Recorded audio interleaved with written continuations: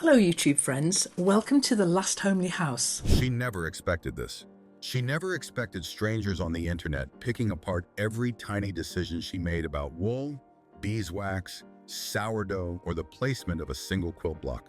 But in 8 years, Kate Jackson, once a quiet, retired midwife, living in a stone cottage in Northumberland, transformed into something she never intended, the head of an online brand far more complex than the gentle world she first shared.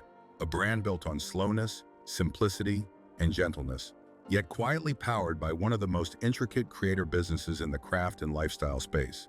What began as a woman filming herself, spinning wool on an iPad propped up on a brick, has turned into a fully operating ecosystem involving international distribution, Patreon-supported diaries, luxury quilting cruises, a family-run media unit, and a monetized aesthetic that holds more cultural weight than she ever imagined. And that is the true dark truth of Kate Jackson, not scandal, not deception, but contradiction.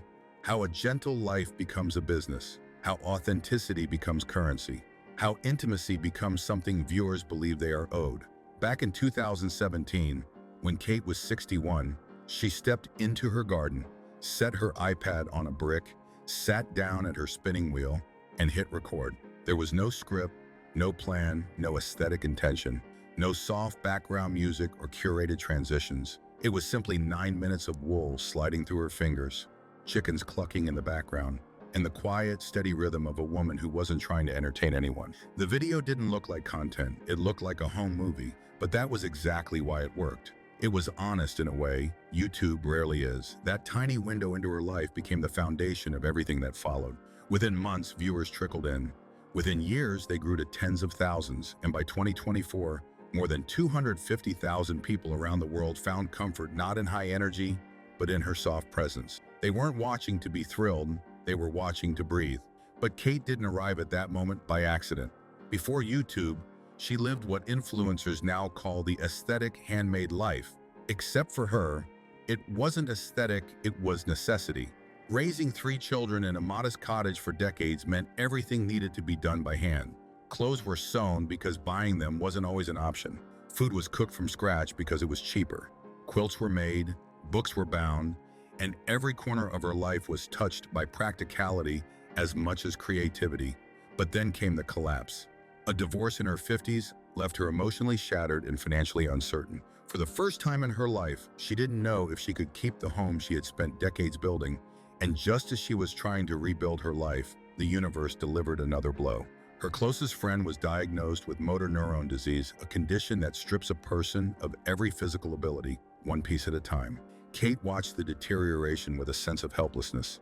She witnessed strength fade into weakness and eventually disappear entirely. After her friend passed away, she was left devastated.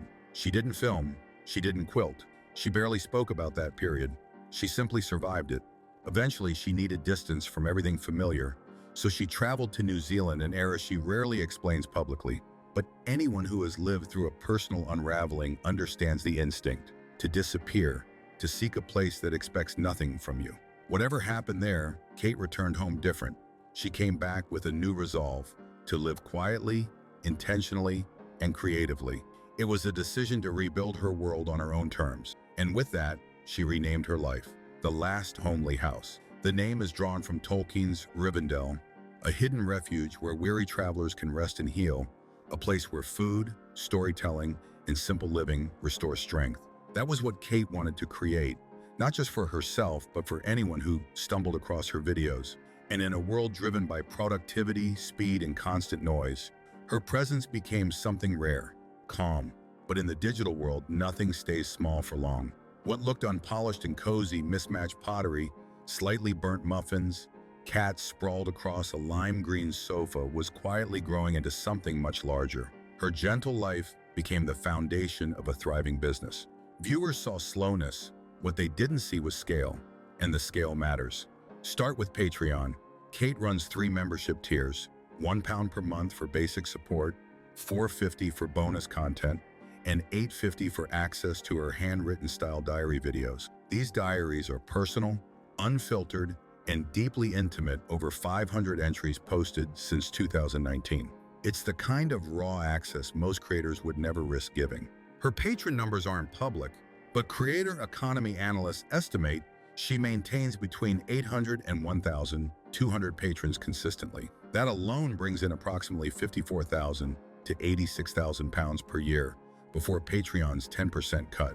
More than the money, it gives her stability. It frees her from YouTube's unpredictable algorithm. It gives her a small, loyal community that shows up no matter what. But Patreon is only one piece of the machine. Her online shop is another. What looks like a quaint seasonal shop is actually a carefully curated and intelligently structured retail operation. For years, Kate sold limited edition Christmas boxes that sold out in hours so fast that many viewers felt shut out. So in 2024, she changed her strategy.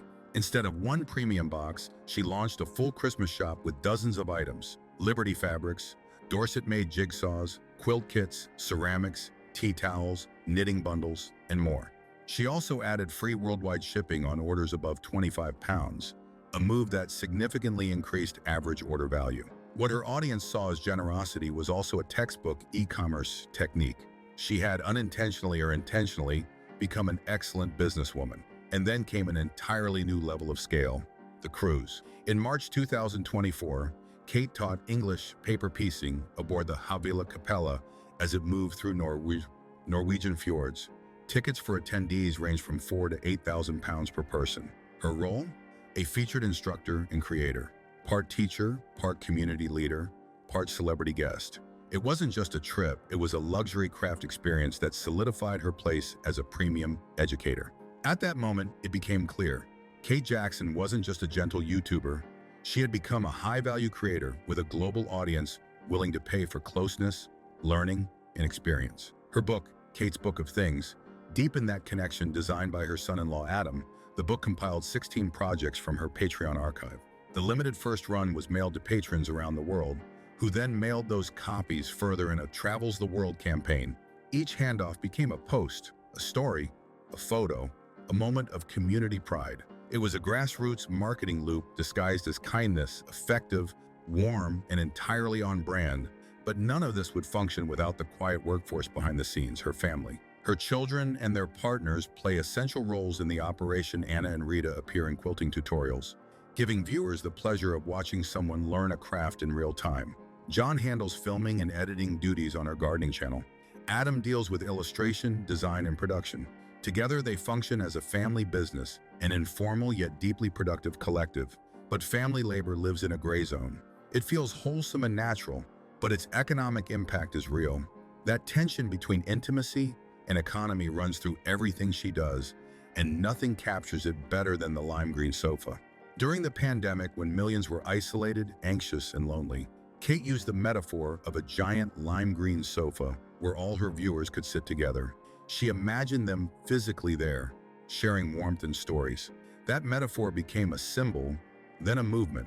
Fans made badges, they created Facebook groups, they formed meetups, they used hashtags to find one another. It was community at its purest and also loyalty at its most powerful. People began connecting their identity to Kate's world. They weren't just viewers, they were members of a gentle universe. But intimacy has a limit, and as her following grew, some viewers crossed it. They began trying to locate her cottage. They compared layouts from her videos with satellite images. They searched public property records. A few even appeared near what they believed was her home. Kate responded by reducing how much of her surroundings she filmed. She began guarding her privacy in ways she never expected she'd need to. She has said, "There has to be a point where you say no." But drawing that line came at a cost. The openness that defined her early videos was no longer possible. In the same way, and layered underneath all of this is a complication she never asked for: the way cottagecore aesthetics have been co-opted by far-right and trad-wife movements. Researchers tracking online radicalization have documented how soft, nostalgic imagery, flowers, baking, sewing, rural life, has been repurposed to promote rigid gender roles and, in more extreme circles, white nationalist ideas. None of this is Kate's doing. She has never endorsed or even hinted at such beliefs. But the aesthetic she naturally inhabits has been weaponized by others. She exists inside an algorithmic space that occasionally overlaps with ideologies she would never support. It is an uncomfortable collision between innocence and exploitation. And that brings us to the final truth of Kate Jackson. In 2017, she filmed her life because she loved it. In 2024, she films it because it is her livelihood. She is still authentic, still kind, still gentle.